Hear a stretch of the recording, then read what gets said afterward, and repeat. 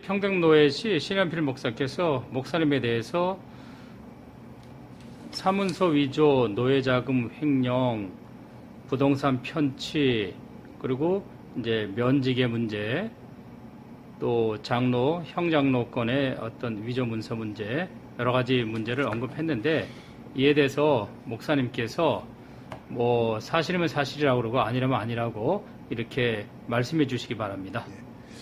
그 내용들이 전혀 근거가 없는 것은 아니지만 변조됐고 왜곡된 사실이 너무나 많다는 것입니다.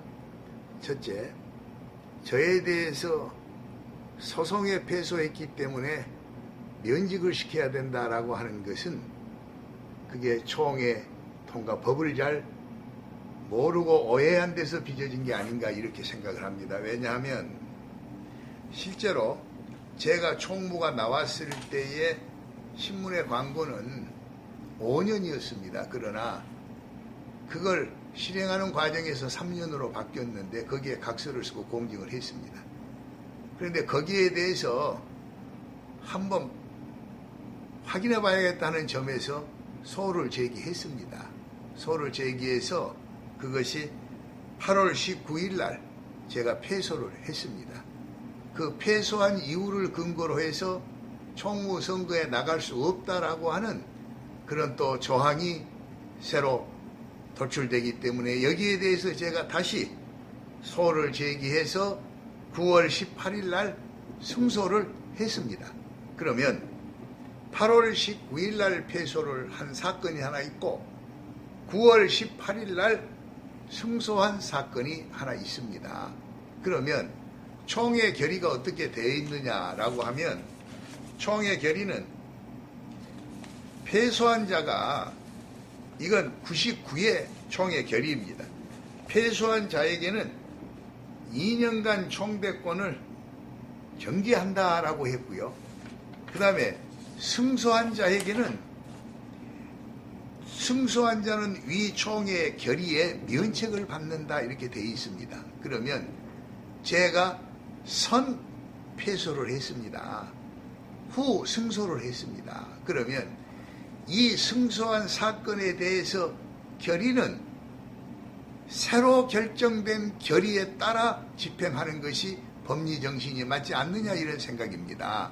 그래서 이것은 이 사건과 전혀 무관하다 하는 것을 말씀드렸고 또 그때 당시에 선관위원회나 이 헌의부에서 여기에 대한 해명 자료를 요구했습니다. 그래서 재판을 담당했던 변호사가 이걸 다 해서 제출을 해서 거기에 대한 제 생각과 동의하는 생각을 했습니다. 둘째로 거기서 이야기하는 제가 금전을 횡령 내지는 이용을 했다 하는 문제를 제시하고 있습니다. 그런데 성광교회의 교회 매매대금 2억을 착취했다 하는 것은 정말 전혀 사실이 아닙니다. 제가 그 서류를 가지고 있는데요. 그 성광교회의 사건은 성광교회 분리가 났을 때에 거기에 대해서 우리가 노예가 상당히 어려움을 당하고 있을 때에 그 성광교회를 장로님들이 주최해서 매매를 하게 됐고 매매한 이후에 그 장로님들이 합병해서 예행교회와 성광교회가 합병해서 있던 차제에 목사님이 당회장을 사퇴하는 것을 전제로 2억 원을 장로님들이 각서하고 그걸 가지고 왔던 겁니다. 그래서 장로가 3명인데 장로 3분이 전혀 목사님 이 돈 가지고 개척을 하십시오. 그래서 저는 그 돈을 가지고 교회 평화를 위해서 나왔던 것이고 그 교회는 팔려가지고 교회가 없어지는 게 새로 얻어간 교회가 얻어간 교회가 그 에그린 교회입니다. 그래서 그 교회에 강성창 목사, 부목사가 있던 사람들이 가게 됐던 겁니다.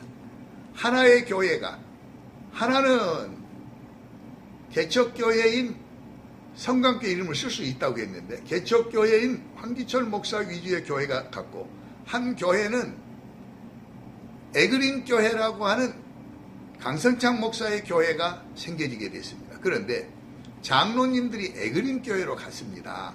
갔다가 3개월 만에 한 장로님이 목사님 교회로 오겠습니다 해서 우리 교회로 왔던 겁니다. 그래서 저는 한 교회에서 예배를 드리다가 두 교회가 나눠지면서 그쪽으로 갔던 장로가 다시 이쪽으로 왔기 때문에 동일한 장로로 인정을 한 것입니다. 그러면 성광교회에서 에그린교회로 갔을 때 두세 장로가 다시 장립을 받았느냐, 임직을 받았느냐, 그게 아니었습니다. 그래서 동일한 선상에서 저는 그렇게 보고 있었다는 사실을 말씀을 드리고 있는 것입니다. 또한 그 장로님들이 합의해서 준 돈이지 제가 요구하거나 강탈한 돈은 전혀 아닙니다. 그 다음에 보면 그 사람들이 요구하는 증여된 돈을 3억 재산을 제가 자금 포탈을 했다 이런 식으로 이야기를 합니다. 근데 그건 전혀 그렇지 않습니다. 그 사람들이 그 돈을 그 장덕한 목사가 그 땅이 서산에 있는 야산입니다. 그게 그린벨트입니까? 그런 게 묶여 있는 건데 저한테 제가 카나다에서 와가지고 양천중앙교회에 제가 소개를 했습니다. 소개를 해가지고 소개한 것 뿐입니다. 그리고 양천교회 당회장하고 둘이서 서로 이야기를 주고받다가 그 사람이 부임을 했습니다. 부임하고 알기로는 7개월 정도 있다가 나갔다고 하는데 한 달 반 내지 2달쯤 저한테 찾아와서 형님 고맙습니다. 제가 인사를 해야 되는데 제가 땅이 하나 있는데 이걸 형님 드리겠습니다. 그래서 내가 그 값없는 땅을 받아서 뭐 하겠느냐 그랬더니 그러면 교회로 증여해 드릴 테니 노인들 복지관으로 만들었으면 어떻습니까? 그래서 그것은 뭐 그럴 수 있겠다 해서 그걸 받았습니다. 그러다가 제가 총무로 가면서 제가 이 교회를 떠나게 될 때 제 아들에게 자, 네가 그동안 나에게 교회를 위해서 돈을 대여한 게 있으니 이것을 가지고 가라. 근데 그때 시세가 실제 시세값이 한 2,100만 원 이 정도 같은 땅입니다. 그래서 그걸 줘가지고 있다가 그게 1,500이 융자가 또 돼 있었어요. 그래서 융자 안고 우리 아들한테 줬다가 제가 다시 총무를 그만두고 교회를 왔을 때 그게 필요하겠다 생각을 해서 그걸 다시 다오 해서 그걸 받아왔는데 은행에서 1,500을 해결하라고 그래서 우리 딸에게 네가 이 돈을 좀 갚아라.